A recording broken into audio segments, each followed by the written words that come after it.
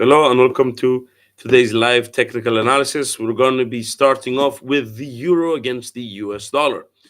In terms of financial releases, we're noting the US CPI rates, which are due to be released later on today.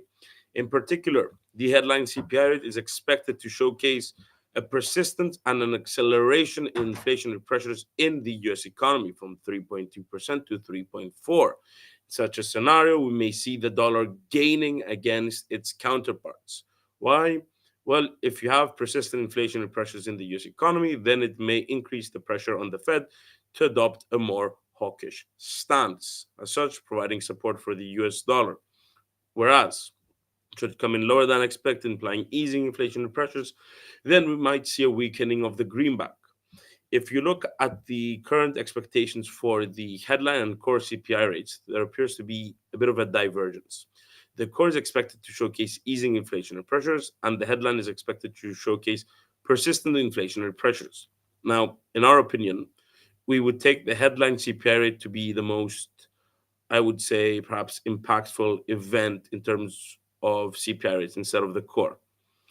Given that the Fed's favorite tool for measuring inflationary pressures is the PCE rates, then the core might be a third, a third financial release that might be of importance. So they might place more emphasis on the headline. Whereas for the ECB, personally, I would like to look at the core CPI rates and then the headline, or in conjunction. So simply looking at both of them. But for today, I would place more emphasis perhaps on the headline CPI rates for the US. Furthermore, we're noting the March meeting minutes, which are due to be released later on today from the Fed. Personally, I would expect, I believe essentially that we're going to see a bit of a divergence from the policymakers as to how the Fed should proceed with its monetary policy. So keeping rates higher for longer or cutting. But I do believe there might be a general consensus on cutting rates at least once this year.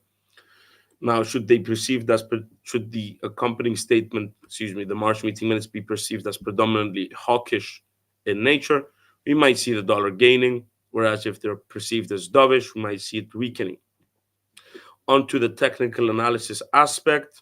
So we have our resistance level slightly higher than yesterday, was 1.0885 for R1, 1.0935 for R2. It's broken below our upwards moving trend line, and as such, we would switch for a sideways bias. Note the narrowing of the Bollinger Bands. The moving averages have not crossed over just yet, so we can maintain our sideways bias between S1 and R1. Let's add volume to our chart as well to see it's moving as well. One could say declining volume. Buying pressure is lower. So let's see. Met resistance. Tried. Failing. So I'd maintain a sideways bias between S1 and R1. If it breaks below S1, bearish outlook heading down towards potentially S2. Breaks above R1, same story, simply reversed, heading for R2. Now, of note might be the RSI indicator, which is 56, so implying a neutral market sentiment as well. So potentially remaining in a sideways bias, as we had stated a few moments ago. But based on the CPI rates, this image could easily change. If the CPI is coming higher than expected, then we could see a breaking below S1, even taking aim for S2 within today's trading session. But it simply depends on the financial releases. So our sideways bias, I'd say, is up until the release of the CPI rates. After that, it depends on the figures that are released, and then we'll have a look at that tomorrow. Here's the JPY. Note that it's continuing to validate our resistance level of 151.95. So still maintaining that sideways bias. Psi 56, neutral market sentiment. So staying between S1 and R1. On to the dollar against the Canadian dollar, so the loonie. The BOC's interest rate decision is set to take place during this afternoon. CAD-OIS currently implies an 81% probability for the bank to remain on hold. As such, and with the rest being attributed to potential rate cut. Such our attention turns to the bank's accompanying statement, in which we perceived as the policymakers are hawkish in nature, so keeping interest rates higher for longer. We might see some support for the loonie. Furthermore, should oil prices move higher, it could also support the loonie. We're noting the EIA weekly crude oil inventories figure, which is due to be released later on today, expected to showcase a lower increase in inventories of roughly 2.4 million barrels compared to last week's figure of 3 point something barrels million barrels. So, implying an increase in demand.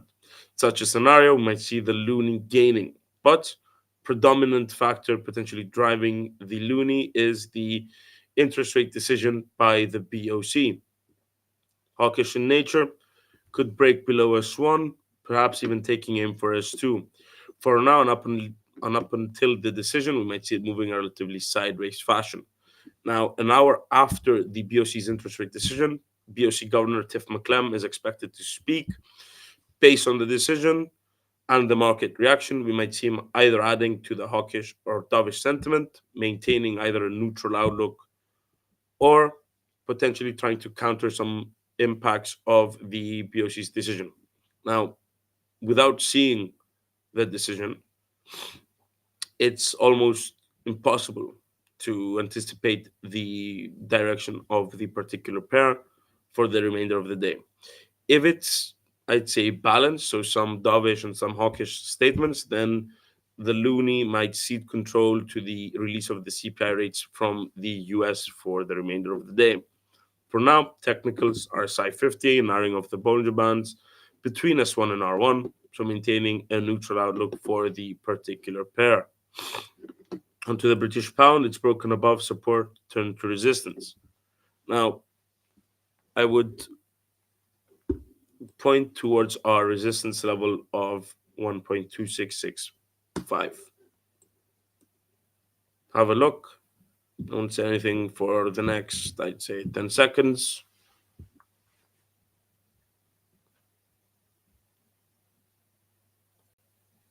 That's enough. So it's broken above resistance. Our resistance level was there. So you see how it tested it twice, 2 4-hour candles. It tested resistance, managed to break above, and then came back down and validated that this was resistance turned to support. So R1 now becomes S1. So breaking above resistance turned to support allows us to switch for a bullish outlook for the pair. But once again, any pair that has the US dollar involved in it could be easily influenced from the release of the US CPI rates later on today.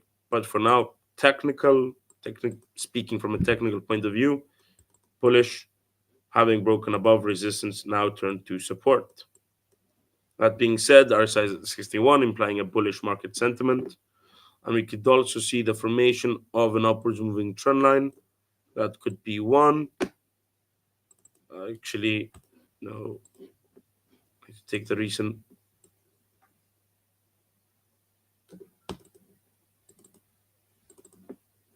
This would be my upwards moving trend line.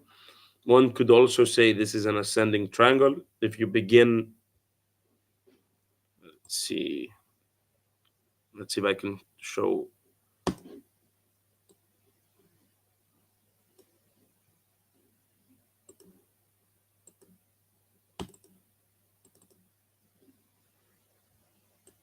There is a bit of a triangle being formed. Breakout, came back down, moving higher.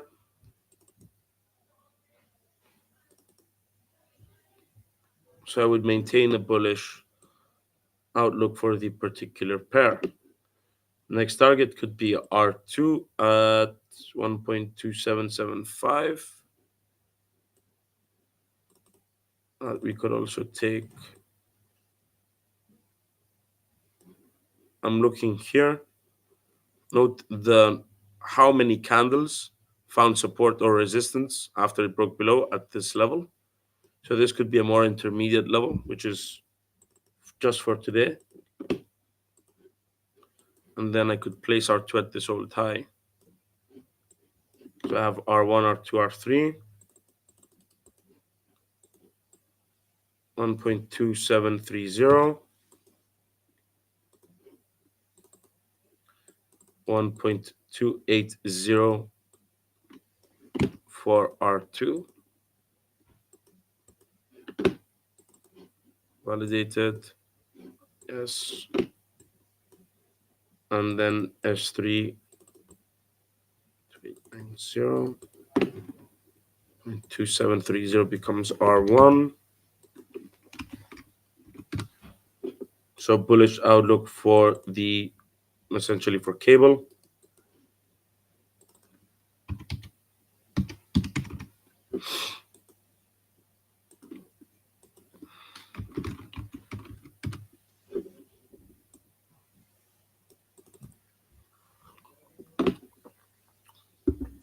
So that's S1, S2, and then S3.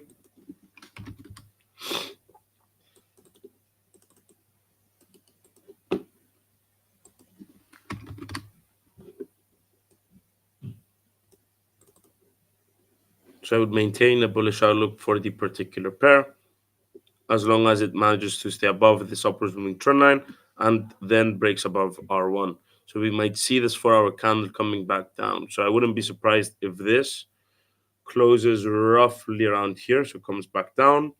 Then we might see the next 4-hour candle on the upwards moving trend line, but that would then need to form a higher high, take aim for R1, if not breaking it as well. But as long as it stays above S1, we would not be bearish.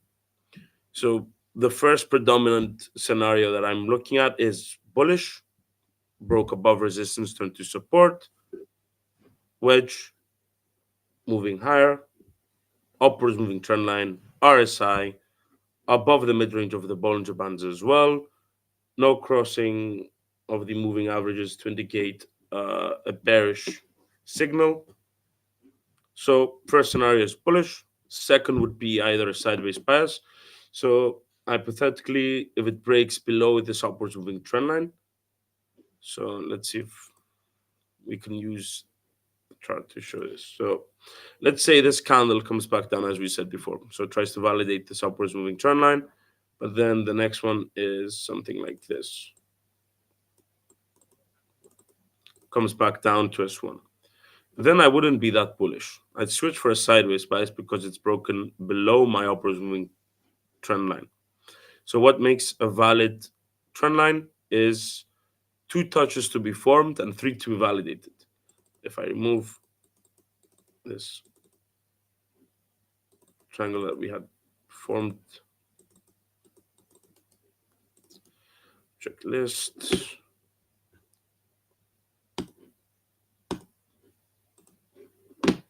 So you can see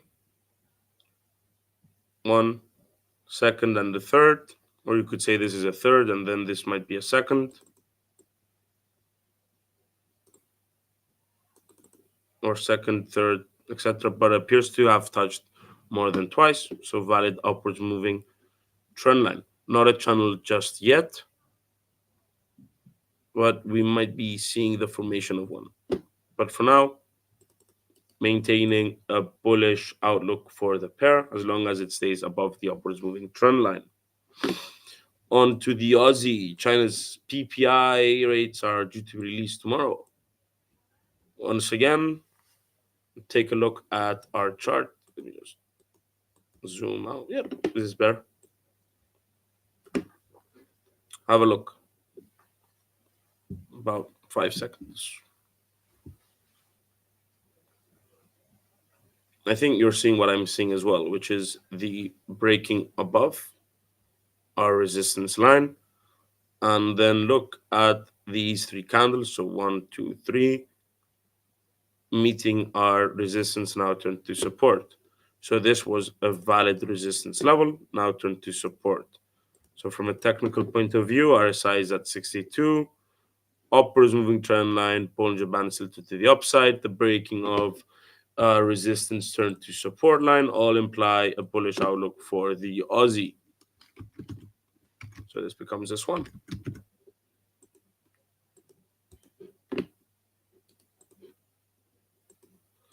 It's the green. and then we need to find resistance for R3. So let's look at the price action, also taking into account the distance between our resistance levels. Somewhere around here, I might be seeing my R3. It's an old, it's an old low. Peaked, lower low, lower high, lower low, lower high, and so on, and then came back down. So at this point, there was heavy buying pressure. So the bulls attempted to halt the bears' advance, came back up. Then the bulls met resistance at this order block here, formed the downwards moving trend line, broke above, broke below support, turned to resistance, and then moved even lower.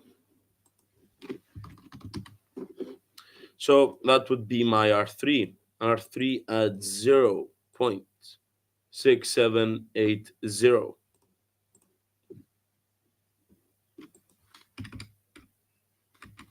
So this would be my resistance level at R3. This becomes R2.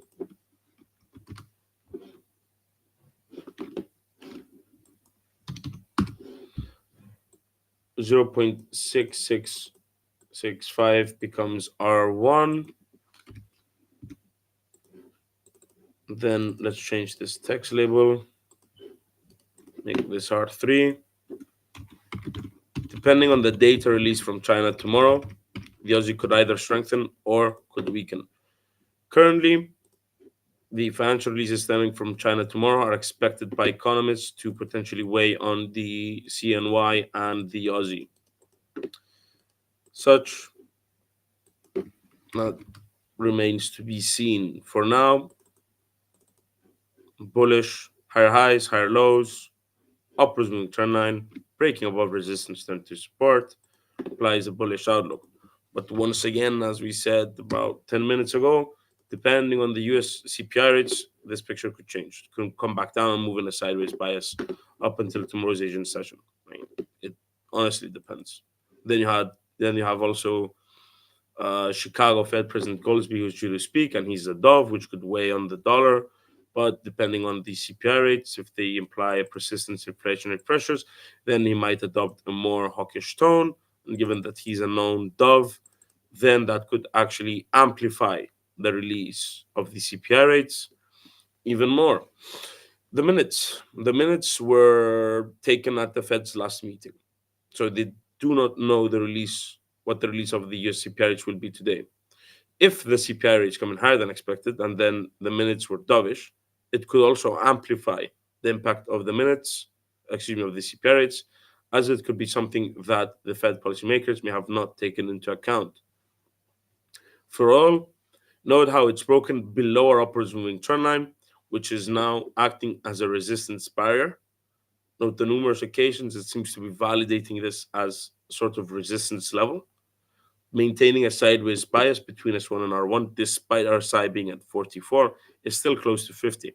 So maintaining a neutral outlook and a neutral market sentiment for oil's price. Now, for oil, for the past few days, we've been discussing the possibility of retaliation from Iran against Israel.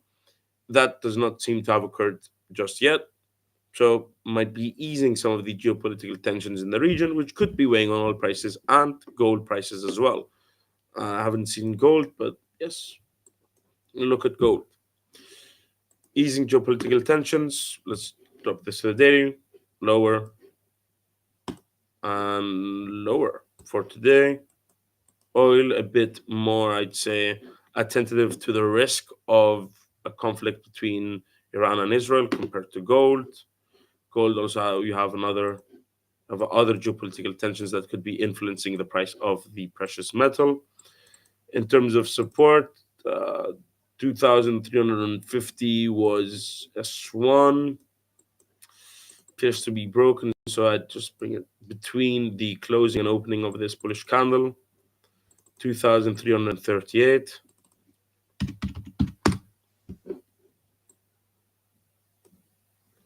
then S2 2K point 305, not point 2305, 2268, then S4 2228.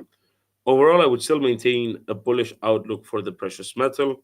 RSI is at 82, implying that it might be in overbought territory, but I would not be surprised if it corrects down lower to S3. It's in the 4 hour. If it comes not S3, if it comes back down to S2, I wouldn't be surprised.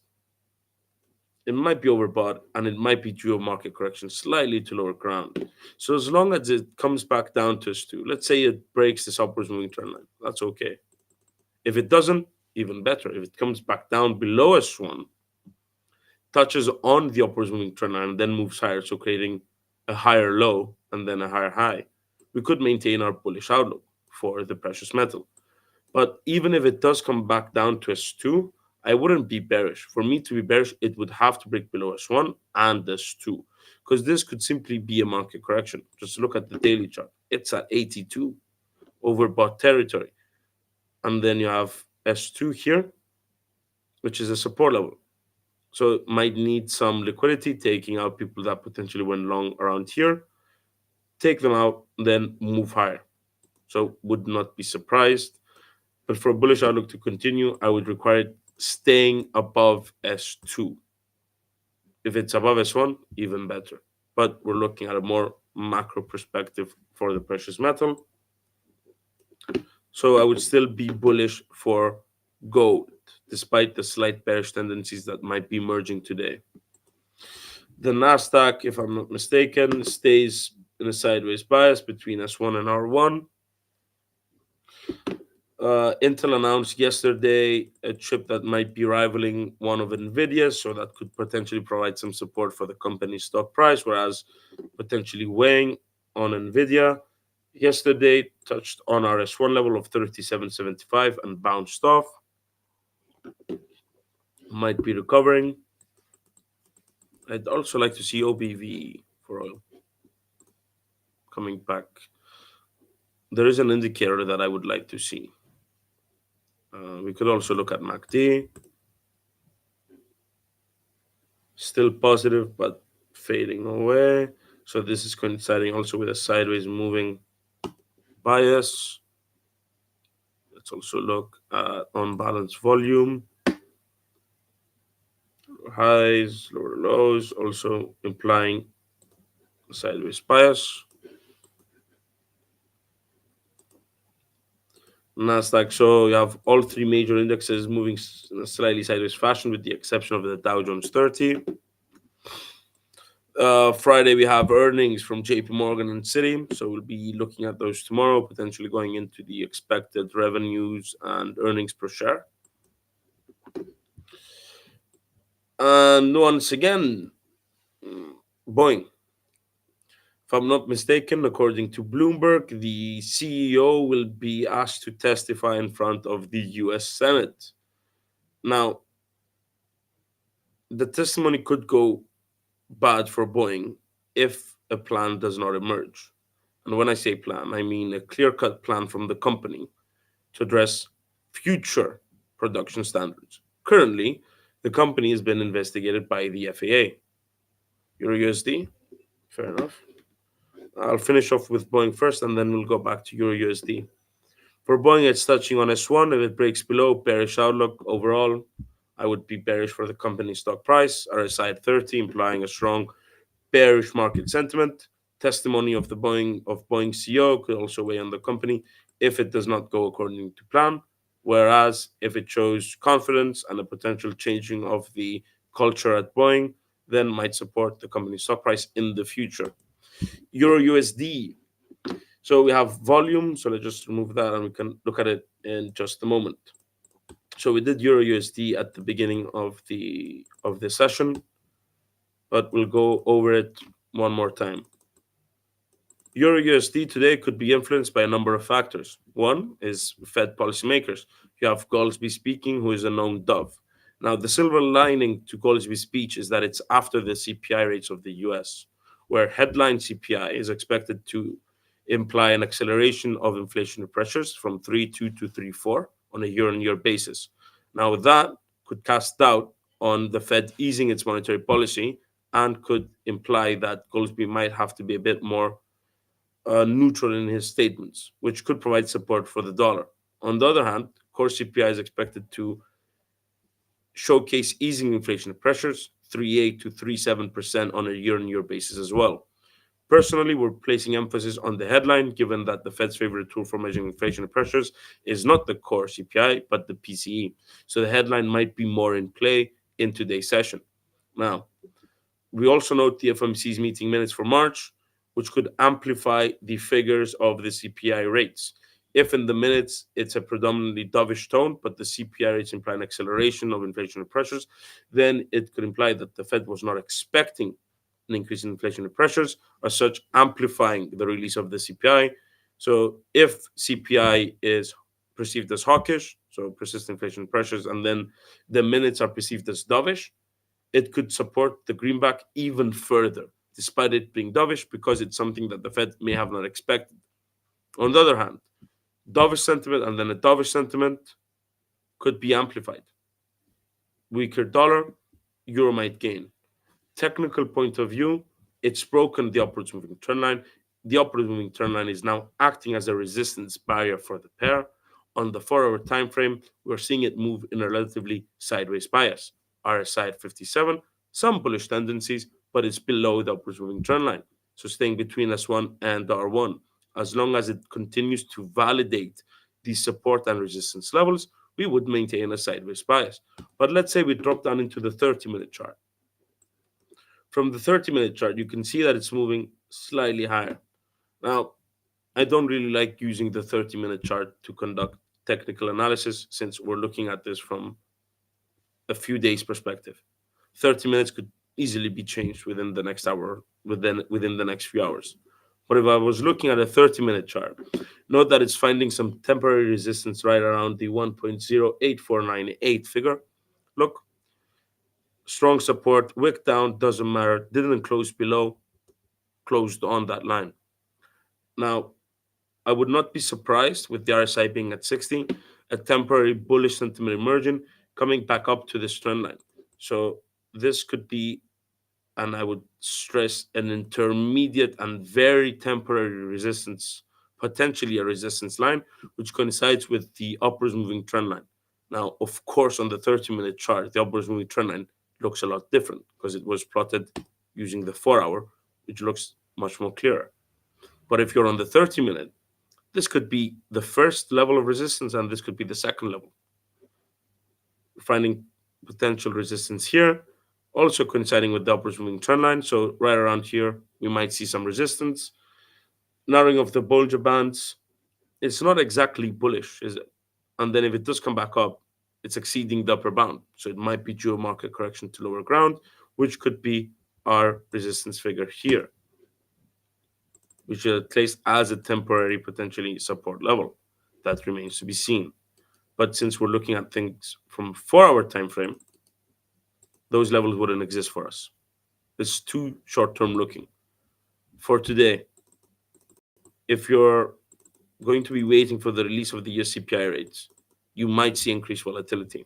There is a high risk, but I would personally place more emphasis on the headline CPI. I think headline CPI is the event of the day.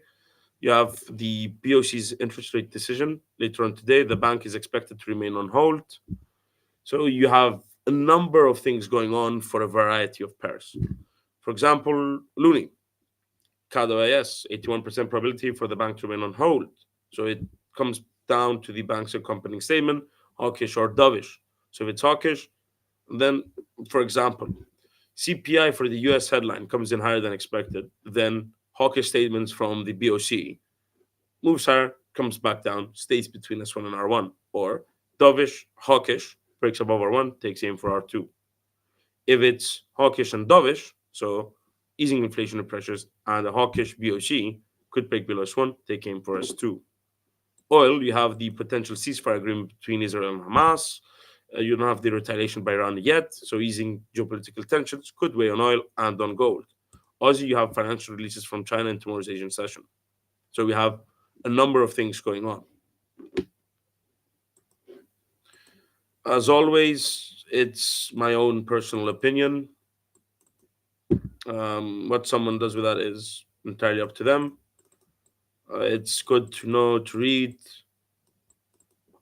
to analyze yourselves as you may disagree. You may believe that what I have said is invalid, might be wrong, and that would could be a fair point. Each individual has his own point of view. One should not act on the advice of others. This is my own view.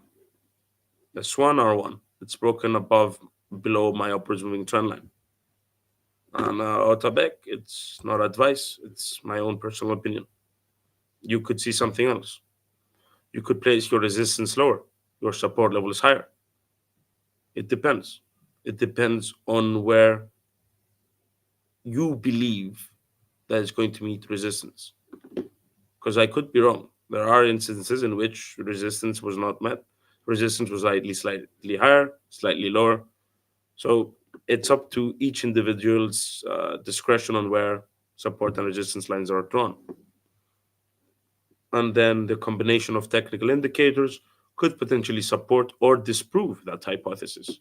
There are instances where the fundamentals are far stronger than the technicals, or the technicals are stronger and imply that the market might know something that the rest of us don't. And then the financials support that theory. But once again, that depends on what you personally believe. Like, look at the Nasdaq; it's moving sideways. Now, I wouldn't be surprised if Nvidia's stock price moves slightly lower based on the announcement by Intel, which is bouncing off as one. Dollar index, let's move on to the daily. Downward, so weakening dollar, which then you could see the case for the Aussie and the euro moving higher. For tomorrow, what we're going to be touching up upon is probably the ECB's interest rate decision, which is due to take place. I expect that to be quite interesting. As we said yesterday, we have so many countries in the Eurozone, each one with their own political agenda, with their own beliefs on how the ECB should act. Then they might be exerting influence on their own central bankers that are attending the ECB meetings or influencing the ECB policymakers. So I think it's a bit more volatile than the Fed. ECB, I believe that they might be a bit more dovish than the Fed. But I do believe that they follow the Fed's clues. If the Fed is going to stay higher for longer, then I think the ECB might follow suit as well. I don't think they're going to be caught off guard, which is my own personal opinion as to why they usually do their meetings after the Fed, so they can see what the Fed is doing and then decide on their own plan of action. And we were talking about NVIDIA. Once again, we're on the daily chart and look at our support level. Look down. It's found support, moved higher. This is the current daily chart, daily candle. So before this 4 hour candle, the previous one came back down, wicked, found support. So the bulls refused entry, one could say, to the bears, pushed it higher, and now the bulls might be recovering some ground to the mid range. Our side 38 on the daily 50. We still maintain a neutral outlook for Nvidia. Now, once again, of special interest might be the release of JP Morgan's earnings on Friday. Let's see how the US economy has fared in quarter 4 of 2023, if they beat expectations or their forward guidance. If they're more concerned this year, then it could actually weigh on stock market, on the general stock market indexes, Nasdaq 100, S&P 500, or Dow Jones 30. It purely depends. Have a number of financial releases this week. We have a number of geopolitical tensions and items that are in play. So there appears to be a high degree of volatility for this week. But for now, higher high could maintain our bullish outlook. Euro sideways. Aussie upwards moving, broken above resistance, turned to support and an upwards moving trend line. oil sideways between S1 and R1. Gold predominantly bullish from a more macro view, but we might see a correction during today. Nasdaq sideways, Dow Jones slightly bearish, broken below S1. S&P 500 also sideways, broken below our upwards moving channel, resting on the mid-range of the Bollinger Bands, which appear to be smoothing out. So sideways bias as well. Apple slightly bearish, but might be recovering. Tesla sideways bias between S1 and R1. Nice recovery from the company. Still at 50, still below R1. Sideways bias between S1 and R1 as well.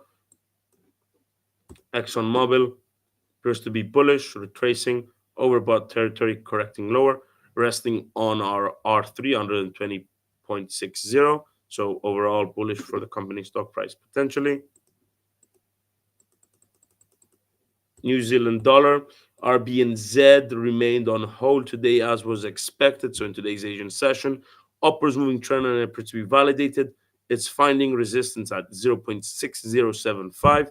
For our bullish outlook to continue, it has to break above R1. The RSI is at 70.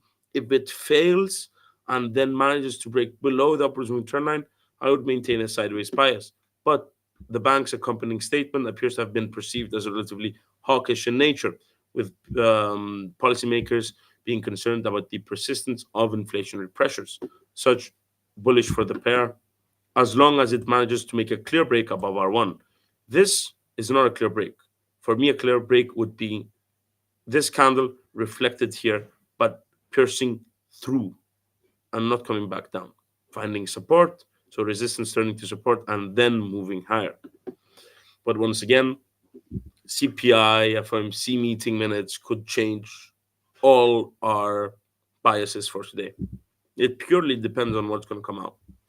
The impacts appear to have been slightly priced in, but if you're looking at the euro and the Aussie, if you're expecting headline to come in higher, so 3-4, why isn't the dollar gaining? So maybe the CPI, the core is coming into play. It depends. We'll have a look at the financial releases later on today. If you're not following us, we're on X, and then we might be tweeting live following the announcement of the financial releases. And we'll have a look at the impact in tomorrow's live technical analysis session. Thank you for watching, and I'll see you all tomorrow.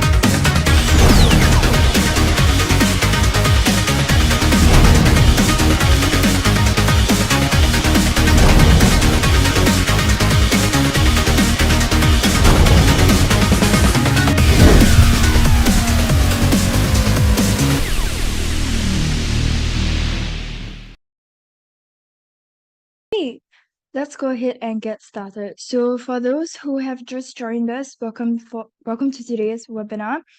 Today's session will be the third part of our Fibonacci series, and today's session will be on expansions.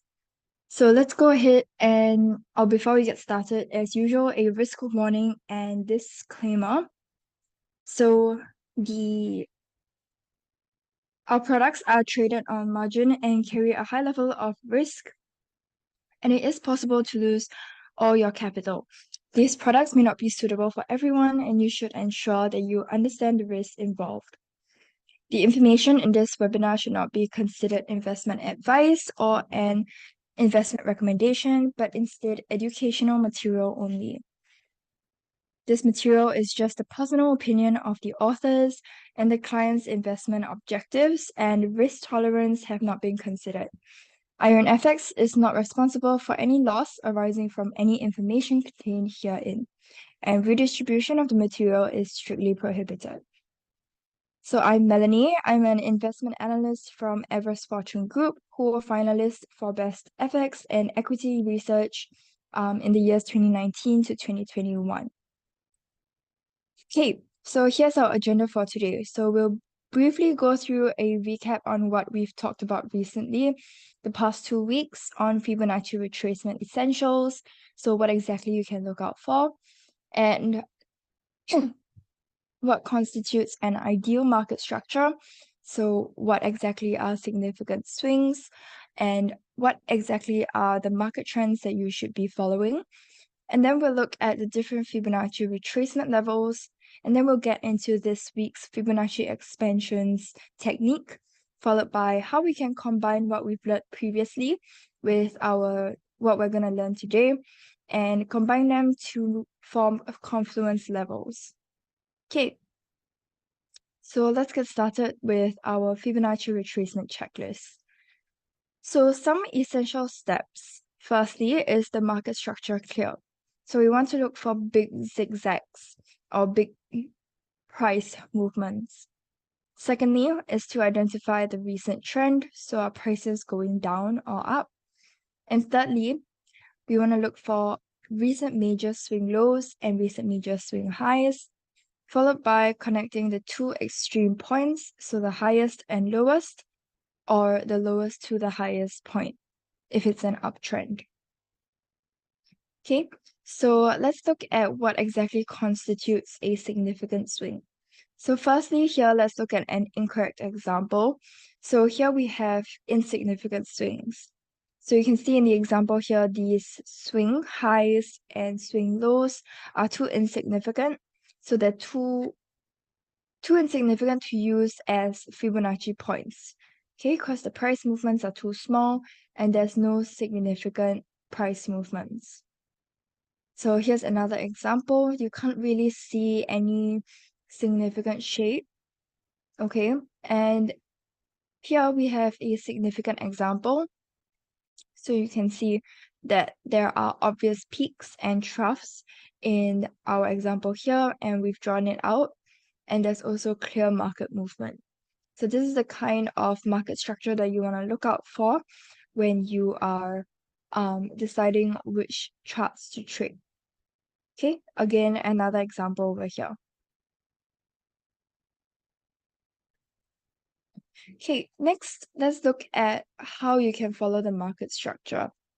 So in this example, you can see that the Fibonacci trend line, which is basically the line that we've drawn here, cuts through the price structure and doesn't follow the shape of the chart.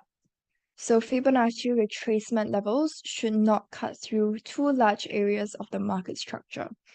The Fibonacci trend line should follow the shape and should not deviate too much from price movement.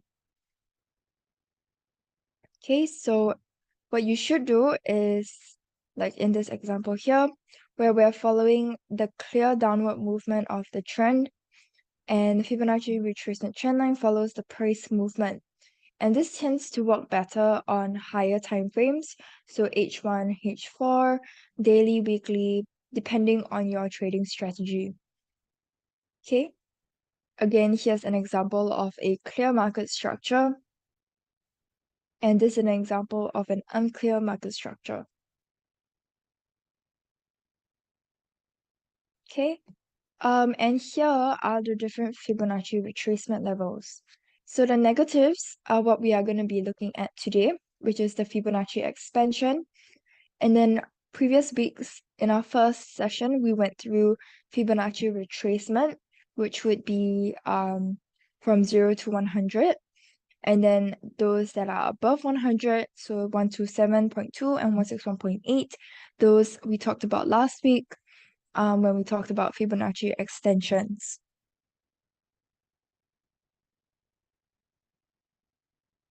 Okay? And yep, so here's an example of it on a chart. So here you can see all the different Fibonacci numbers that we mentioned in the previous slide and how exactly it looks drawn out. So you want to firstly take note of the starting and the ending point of our Fibonacci trend line. So you can see the starting point is up here, ending point down here. Okay, and as we mentioned, mid-range are the retracements. Negative range is our expansions, so what we'll be talking about today. And those that are more than 100% are the extensions. So in all these three scenarios, we are only using one tool, which is the Fibonacci retracement. Okay, so let's zoom in and look at today's Fibonacci expansion technique.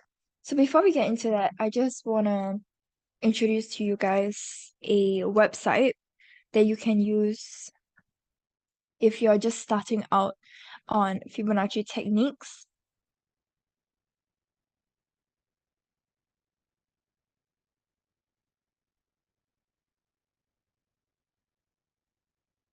Okay, so you can go on to the forexarmy.com and it teaches you how to draw the Fibonacci retracement correctly. So it goes through, there's a video as well on each of the techniques, and then you can look at what you can look out for. Basically everything that I'm going through today, you can also find on this website. Okay, so yep, there's some examples here. Okay, and they go through each of the Fibonacci as well. So you can see here, they're talking about combining the Fibonacci levels, which is what we'll talk about later on when we're talking about Fibonacci confluence levels. Yeah, and here we're talking about how kind of trade management strategies. So you place your stop loss beyond, take profit before. So this is quite an important concept that we'll talk about at the end as well. So yeah, just wanted to briefly mention that if you're just starting out, and yeah, maybe I'll just pop it into the chat.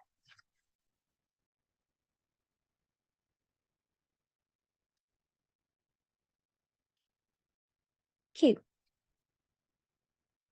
let me go back to my slides. Okay, so let's zoom in to this week's topic, which is Fibonacci expansions, and we're just going to be focusing on the negatives today.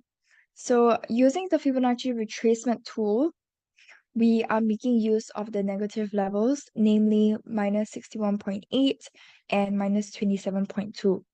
So when using this tool, ideally we look for this flash, zigzag, or lightning symbol. Okay, so price should retrace at least 50% in point 3 as shown in the video here before reversing off. So you can see in the GIF I've included here. Okay, our flash symbol is drawn out in yellow, and you're taking the starting and ending point, or point 1 and point 2, and we are observing the negative levels. So of course the first level we'll be observing is minus 27. So if price breaks out of the minus 27.2, then we would go on to look for the minus 61.8. But it's important to note that this 0.3 here should be more than 50%, which is over here where my mouse is at. Yeah, it should surpass that level before you can use this Fibonacci expansion technique. Okay, maybe I'll just pause here and let you guys watch the GIF a couple of times.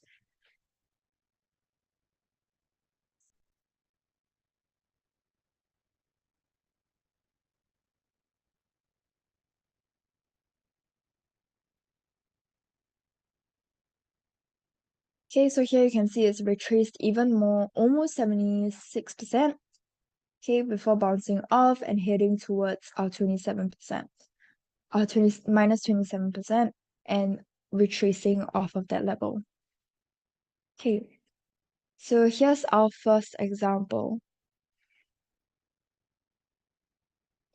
So here we can see how exactly it plays out. We have a starting and ending point here and here. Okay, and we can see the price retracing 61.8% of the retracement that we've identified. And then we see how to make use of the support in the negatives. So here you can see we have a minus 27.2 that we're observing. So we're expecting price to retrace back here, and we're expecting it to bounce off of this support level, which you can see in this example it did do. Okay, so typically once price breaks out of the 0%, that is confirmation that it's gonna hit towards your minus 27.2. A pro tip is that price usually does come back to the ending point, so the same level over here, and it might test that level since it is now a overlap support or resistance level. So basically, what a overlap level means is that if there is a swing low as well as a swing high that lines up in the same level like we see over here at this red highlighted area. Okay, so how you basically use this technique is basically expecting price to react off of the negative levels or your support levels and then hitting it, expecting it to hit back to your ending point. So pretty straightforward, but let's look at another example here. So take note of this zigzag shape. This is point 1, point 2, point 3 here, and then of course point 4 here. Okay, so if we are looking at it, of course, this example is with hindsight, but if we're looking at it before, we would look for this flash symbol, okay, before it reaches the minus 27.2, and it would place this Fibonacci retracement level and then project it to either firstly minus 27.2, and then we can see it breaks out, and then we will go in for buy towards the minus 61.8. Okay, we can see it reverse off and hit back down to this overlap level here. You can see the swing high here and another swing high here. So it's a pretty significant level, even though we haven't highlighted it yet, because multiple swing highs have lined up in the same area. So we can expect price to react off of that area as well. Okay, another example here. Once again, take note of the flash shape. Okay, it has definitely surpassed more than 50%, almost 100% over here. And then price is reacted off the minus 27.2% Fibonacci expansion level. Okay.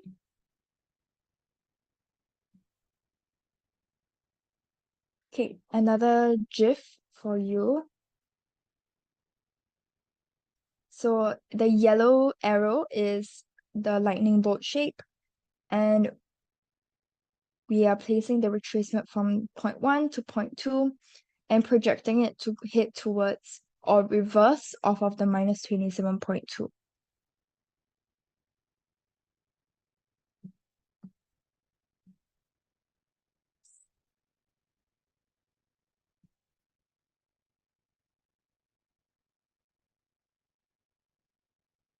Okay, let's move on. Okay, so a pretty important point over here. What makes an invalid Fibonacci retracement? So this is one of the most common scenarios where we see price making a lower low, assuming that you're drawing the Fibonacci retracement from the top to the bottom. Okay, so it's making a lower low, and there are bars on the right that break your ending point. It then becomes invalid. So there are Fibonacci retracements that are negative, like we've just went through in the previous slides. So those are valid. But if we are using a retracement, okay, I'll show you guys the example here. But if we're using a retracement from this starting point to this ending point, and we're looking for a mid-range, then this area, since it breaks out of the ending point, it is no longer considered a valid retracement. Okay, so price breaks our ending point on the right, and hence we cannot use this ending point as our retracement. So we want to always remember to pick the lowest point with nothing on the right of the ending point. So similarly, if you're looking at an uptrend instead of, in this example, we're looking at downtrend. So if the example is an uptrend, obviously you want to look for something that doesn't have a highest point to the right of the ending point. Basically this example, but flipped. Okay, now let's get into the fun part, which is looking for confluence levels. So what a confluence level means is basically when there are multiple Fibonacci retracement levels that line up together. So this increases the probability of a bunch of Fibonacci retracement levels working together versus a single Fibonacci retracement level. Okay, so okay, let me zoom into the example. So if you look at the red arrow, you can kind of see a pretty obvious lightning bolt shape over here, right? So the red arrow is our minus 27.2% Fibonacci expansion that we talked about today. And then our Fibonacci extension, which we talked about last week. Basically for that, you're looking for a Nike tick. In this scenario, we're looking at an upside down Nike tick or an inverted Nike tick where the head is the gray arrow and this black arrow is the tail. Okay, so for extensions, we're looking for levels that are above 100%, which we see over here. And that lines up with our Fibonacci projection. So for projections, we'll touch a bit more on that next week. But really briefly, for projections, we are also looking for flash or lightning bolt shapes. So typically, projections can be used with expansions quite a lot of the time. So for projections, we are looking at 61.8, 78.6, and 100% levels. So in this case, we see a 78.6% Fibonacci projection that lines up with all these other two levels. You can see since we have not one, but three Fibonacci levels lining in the same area, this makes it a very strong confluence area where we are expecting price to be attracted to it, but also bounce off of the area as well, because it creates a lot of resistance when multiple Fibonacci levels line up in the same area. Let's look at another example here. Okay. So in this example, price broke through the 127.2% level. Hence, we expect price to reverse off of the 161.8% Fibonacci extension and also the minus 61.8% Fibonacci expansion levels. Okay, so these line up and give us a very strong level.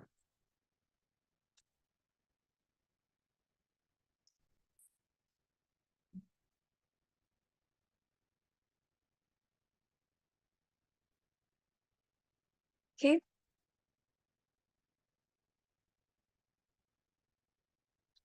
So like what I mentioned earlier, we would look for a retracement off of the minus 27.2 first before going in towards our minus 61.8. But once it surpasses, then we'll go in for a buy towards this level, especially since, we have these two levels lining up. Okay. Yep. In our next example,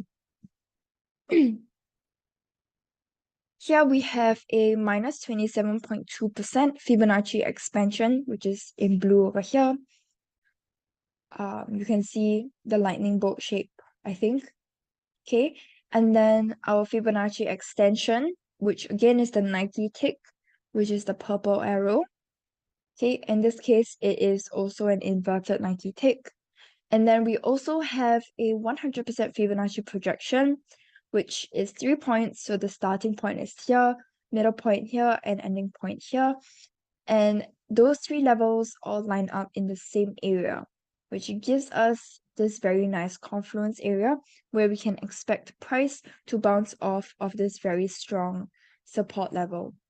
So one thing to keep in mind is that these tend to be areas instead of levels. So you can see even though our 127.2 is not exactly lined up with the minus 27.2, it still counts because we're looking for areas here. So as long as it's kind of near, it still counts as a confluence area. Because you can see here, when you have such a strong area, right, price is more likely to bounce off of it.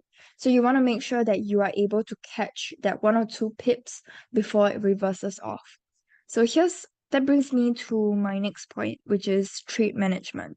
Briefly talked about this just now when we were talking about the Forex Army website because this chart is taken from there. But basically, this trade management technique helps you to make sure that you catch any reversals before it happens. Because those, like I mentioned over here, for example, you can see it doesn't really, it's just the wick of the candlestick that touches these levels. The actual body of the candlestick doesn't even touch it. So you want to make sure that you catch these levels before they reverse off of them. And this trade management technique helps you with that. So firstly, you want to make sure that your stop loss is placed beyond a key Fibonacci confluence area.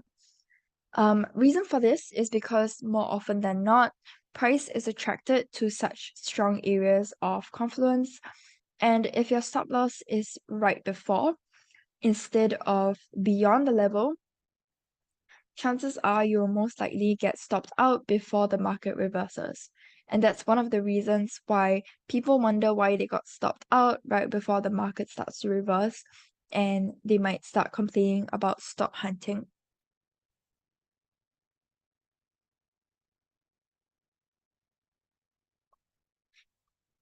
Okay. And for your take profit, rule of thumb is to place your take profit before your key Fibonacci confluence area. Again, the reason for this is because when price reaches the Fibonacci confluence area, there is a high chance that it won't be able to go beyond of it. So instead of reaching your profit target, it reverses back to your entry, or even worse, your stop loss. So that's one of the reasons why people complain that the market might be manipulated, because they miss their take profit by 1 pip. Okay. Okay, that's it for our slides. So now we're gonna go into our live analysis session. So if you guys have any requests for any charts that you guys would like to see, feel free to pop them into the chat.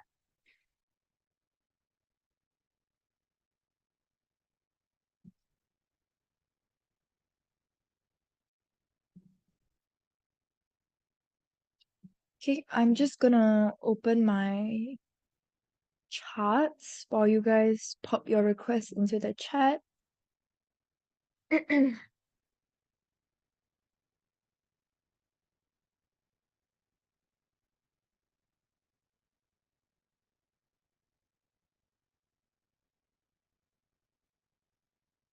Okay, to get the ball rolling, I think I'll just start off with gold. Okay.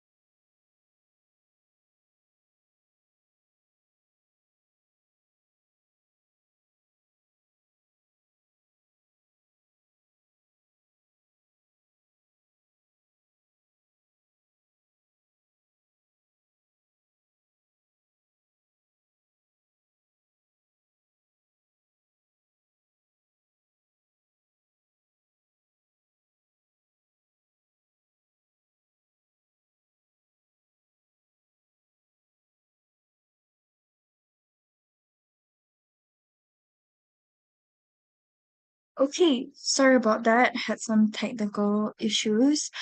Um, let's go ahead and get started with gold first. So let's look at our weekly time frame first, just to get an idea of where prices are headed towards. So we can see that gold is pretty bullish. Okay, let's see if we have a channel. Okay, not really. Okay, but we can see that prices are headed upwards. Okay, even though there are no trend lines or trend channels. Okay, let's look at our daily time frame now. And firstly, our first step is always to look for any trend lines or trend channels. Okay, just to see if we have a general direction.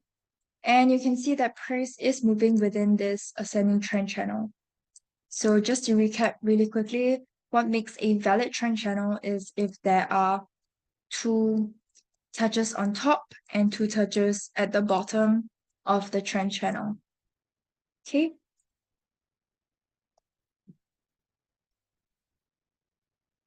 Okay. So let's go in and look at our support and resistance levels. So here will be my first support, and here would be my first resistance.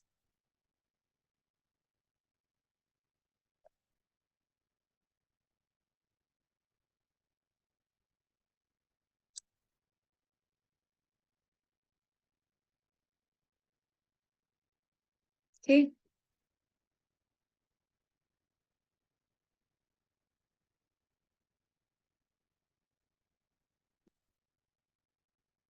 Okay, so typically we will follow trend and we can see that price is bouncing off of the um, trend channel. Okay, so following that trend, we are expecting it to hit towards our first resistance. Let's look at our 4-hour time frame now. Okay, on our 4-hour time frame, our first resistance would be a little bit closer to where price is at, which is over here. And you want to try and pull it back as far as you can, just to see if you can spot any significant levels. So here, I'm pulling it back all the way here so that I can see that I have one swing high and two swing high here. Oh, okay.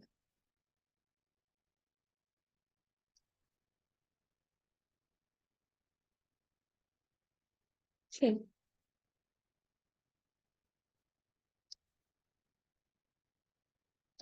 So that's our first resistance.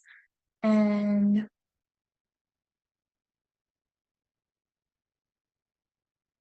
I think our second resistance will be here, since it is a double swing high. Okay. Let's go in with some Fibonacci levels. Okay, so starting off,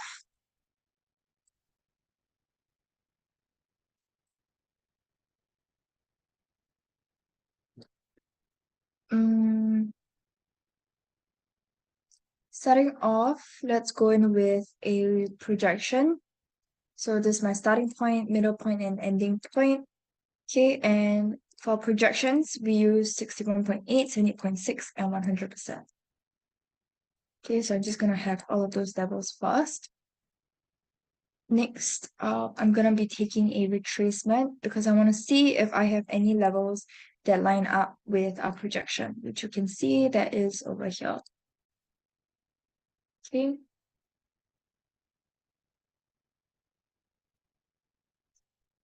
Okay, so this is going to be a intermediate level. Okay.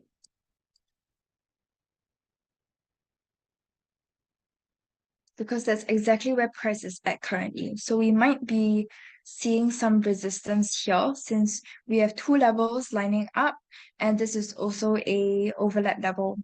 So overlap because there is a swing low as well as, so actually we have a couple of swing lows as well as a couple of swing highs. So it is a pretty significant level. Okay, and gonna be using another projection level. Okay, and that supports my first support level. And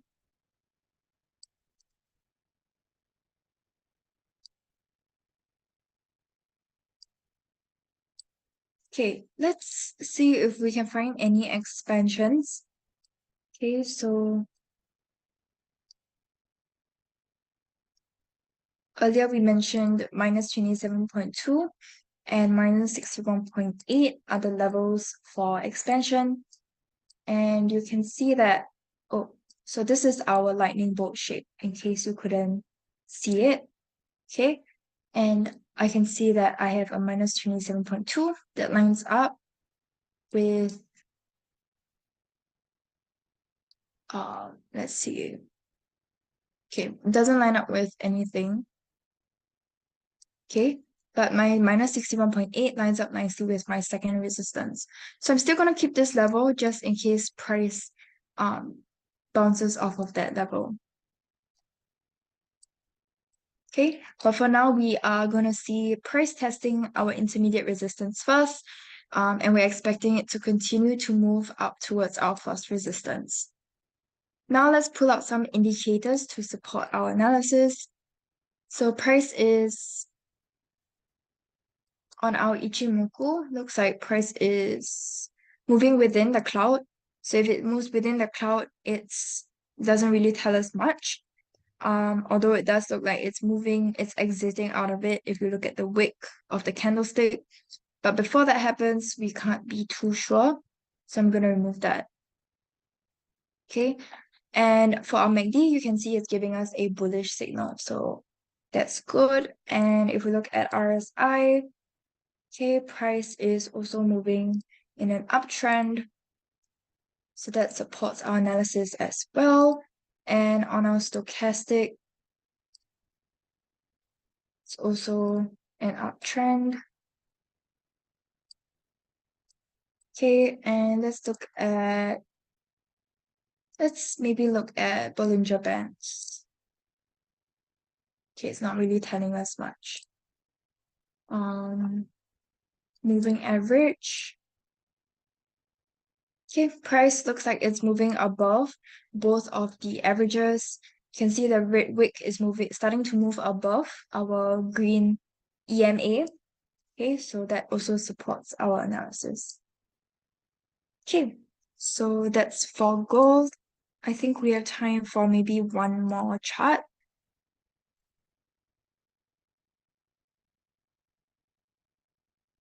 Okay, let's go ahead and look at the Aussie dollar.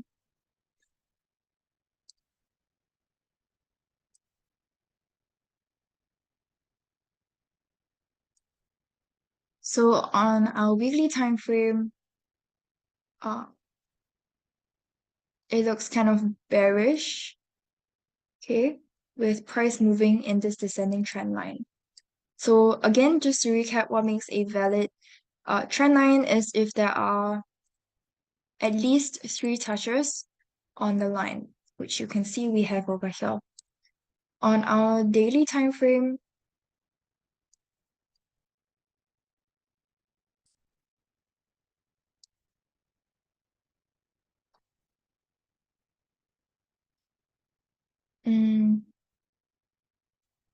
it also looks kind of bearish, even though we don't have any oh, actually it's currently breaking out of this descending trend line.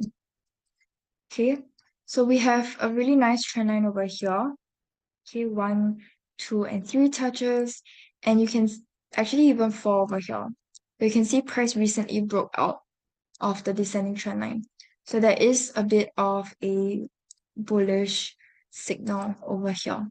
Now let's just go ahead and add some support and resistance levels again.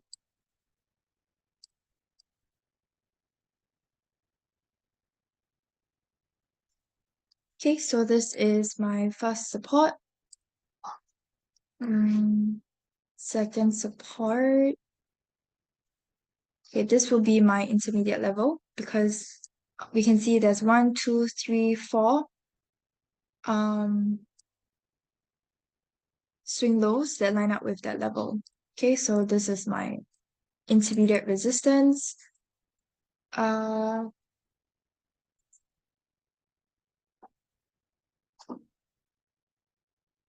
Okay, and over here is my first resistance.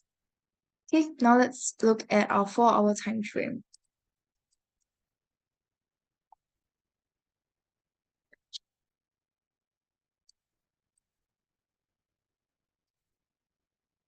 Okay, now you can see on our 4-hour time frame, it looks significantly more like there's no real trend. Okay, it's ranging here. So that's why it's important to look at the higher time frames first and then zooming down to your lower time frames. Okay, here will be my first support.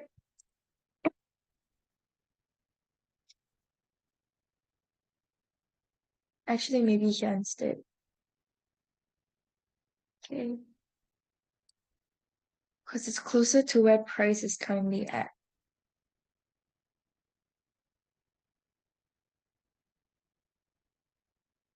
Okay, and next will be my first resistance over here.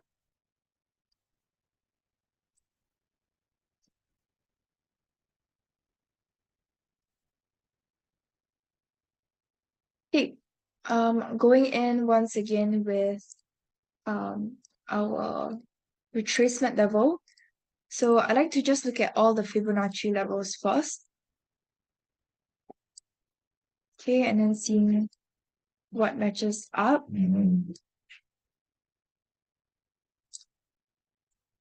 Okay.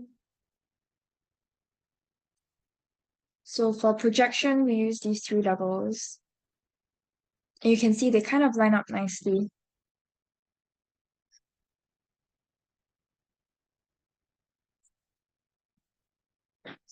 Okay, I think my 50% kind of lines up with my first resistance. Okay, so I'll just keep that.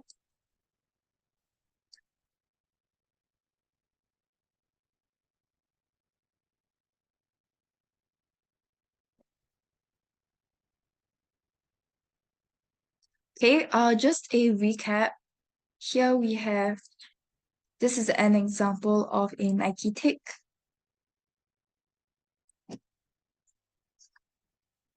Oh, where is it? Okay, here. So you can see the head of the Nike tick here and the tail here. So in this case, we can see price testing the 127.2 level, but ultimately it did break out of it. But yeah, just wanted to show you how to identify the shape. Okay.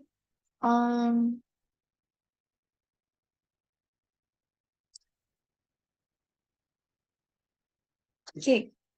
I think that's all the levels that we have. Um,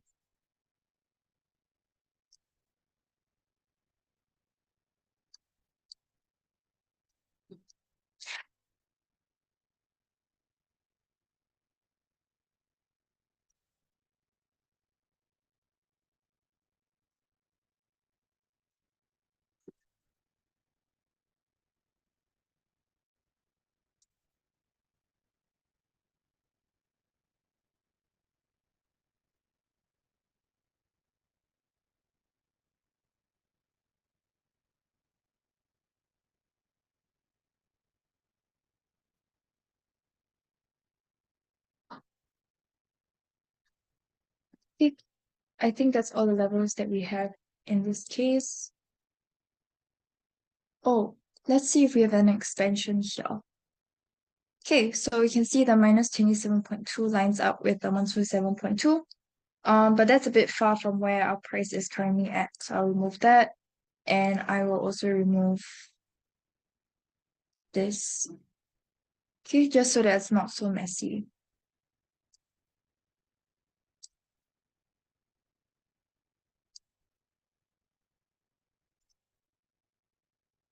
Okay.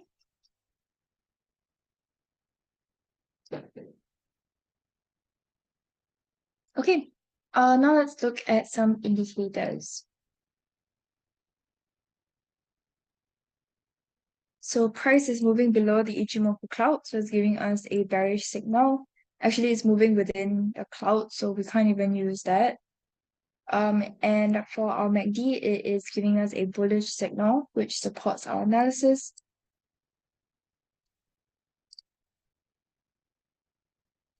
Okay. This is my first resistance.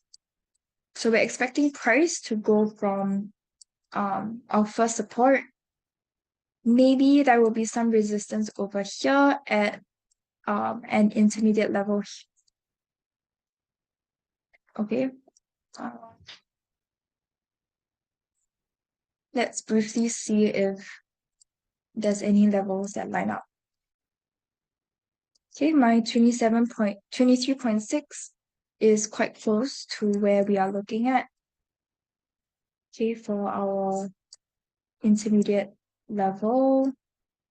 Okay, so we might see some resistance over here.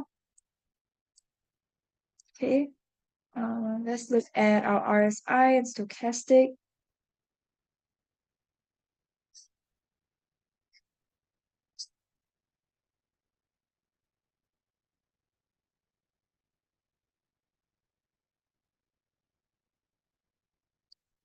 Okay, they're both not telling us much.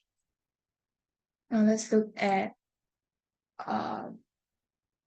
Bollinger and MA.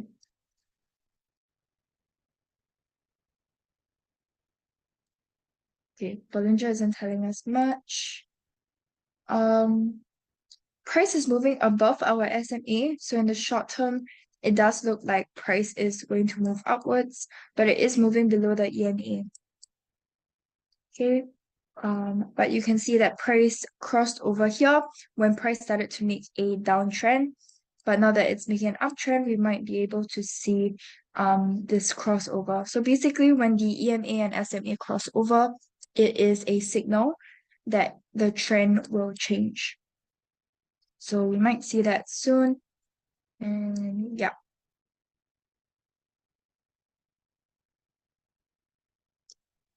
Yeah, so for this, we might see some resistance here. Okay. But ultimately, there is quite a bit of upward pressure that could push it past this resistance level here towards our first resistance. Okay.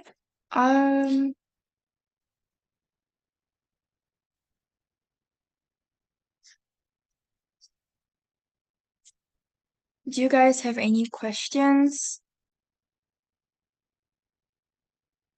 Any other requests?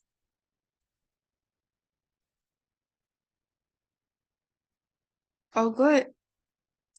Okay, great. If there are no other requests or any questions, then that's it for today's webinar. Thank you guys so much for joining me, and I hope you guys found it helpful. Have a great rest of your week, and I'll see you guys next week. Bye, everyone.